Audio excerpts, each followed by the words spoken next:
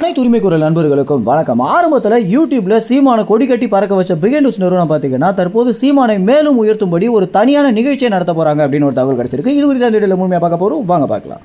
தற்போது தமிழ்நாட்டில் இருக்கக்கூடிய முக்கியமான தொலைக்காட்சிகள் சீமான போட்டி போட்டுட்டு சிறப்பு விருந்தினராக அழைக்கிறதுக்கு முதல் முக்கிய காரணமே பிகெண்ட் நியூஸ் நடத்திய கோல்டு மெடல் அவார்டு அப்படின்னு தான் சொல்லி ஆகணும். ஒரு 3 வருடத்திற்கு முன்பாக பிகெண்ட் நியூஸ் நடத்திய கோல்டு மெடல் விழாக்கு பார்த்தீங்கன்னா சீமான் அவர்கள் சிறப்பு விருந்தினராக வந்திருந்தாரு.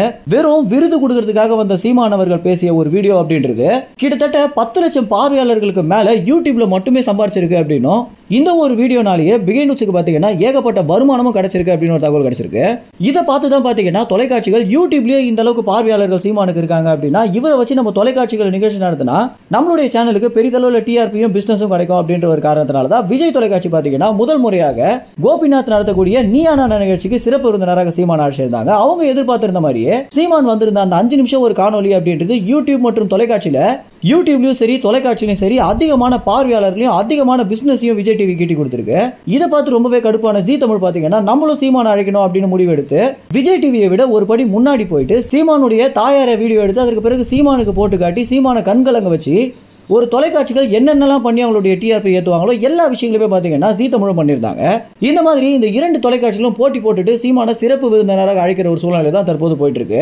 இப்படி போயிட்டு இருக்கும் போது மக்களவை தேர்தல் காரணத்தினால சீமான் பார்த்தீங்கன்னா எந்த ஒரு நிகழ்ச்சிக்குமே சிறப்பு விருந்தினராக போகாம இருந்துட்டு இருந்தாரு. ஏன்னா அரசியல் அவர் பண்ண வேண்டிய விஷயங்கள் நிறைய இருக்கு அப்படின்ற காரணத்தினாலையும் இந்த ஒரு தருணத்தில் இந்த மாதிரி கேலி கூத்துக்கு என்னால் வந்துட்டு இருக்க முடியாது அப்படின்னு சீமான் அவர்கள் ரொம்ப கோபமாகவே தெரிவிச்சிருக்காரு அப்படின்னு நிர்வாகிகள் பார்த்தீங்கன்னா நம்மிடம் பகிர்ந்திருந்தாங்க. இதனைத் தொடர்ந்து இந்த மக்களவை தேர்தலுக்கு எல்லாமே முடிஞ்சு சீமான் பார்த்தீங்கன்னா 26 தேர்தலுக்காக தயாராகிட்டு இருக்காரு. இந்த ஒரு சூழ்நிலையில் அவருக்கு விளம்பரம் தான் அதிகமாக தேவைப்படுது அப்படின்றத உணர்ந்த நிர்வாகிகள் பார்த்தீங்கன்னா எல்லா தொலைக்காட்சிகளிடமும் சீமான் தற்போது டேட் தரதுக்கு ரெடியாக இருக்காரு அப்படின்ற ஒரு விஷயத்தை அறிவிச்சிருக்காங்க. இந்த ஒரு சூழ்நிலையில தான் பிகெண்ட் நியூஸ் பாத்தீங்கன்னா எல்லாத்துக்கும் அஸ்திவாரம் போட்ட நம்மளே எப்படி சும்மா இருக்கலாம் அப்படின்னு சீமான் அவர்களுக்கு இந்த வாட்டி விருது தரதுக்குன்னு இல்லாம சீமானுக்கே ஒரு விருது கொடுக்கலாம், அதுவும் ஒரு சிறப்பு தலைப்புல கொடுக்கலாம் அப்படின்ற ஒரு முடிவு எடுத்திருக்காங்க.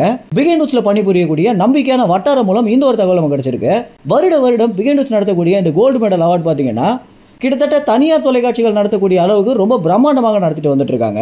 யூடியூப்லயே ரொம்பவே பெரிய சேனலாக இருக்கக்கூடிய இந்த பிகெண்ட் நியூஸ், இந்தியா கிளிட்ஸ் இது போன்ற சேனல்கள் பாத்தீங்கன்னா இந்த மாதிரி தனியார் நிகழ்ச்சி நடத்துறது அப்படின்றது யூடியூப்ல அதிகமான பார்வையாளர்களும் ஈட்டி கொடுத்துட்டு இருக்கு. இதனாலதான் பிகெண்ட் நியூஸ் பாத்தீங்கன்னா நம்ம இந்த மாதிரி ஒரு நிகழ்ச்சியை நடத்தணும் அப்படின்ற முடிவு எடுத்திருக்காங்க. மேலும் இந்த ஒரு நிகழ்ச்சி பாத்தீங்கன்னா இந்த வாரத்திற்குள்ளாக அறிவிக்கப்படும் அப்படின்னு எதிர்பார்க்கப்படுது. மேலும் இந்த தகவல் குறித்து என்ன நினைக்கிறீங்க அப்படின்ற உங்க கருத்துக்களை கமெண்ட்ஸ்ல தெரிவிங்க. நன்றி, வணக்கம்.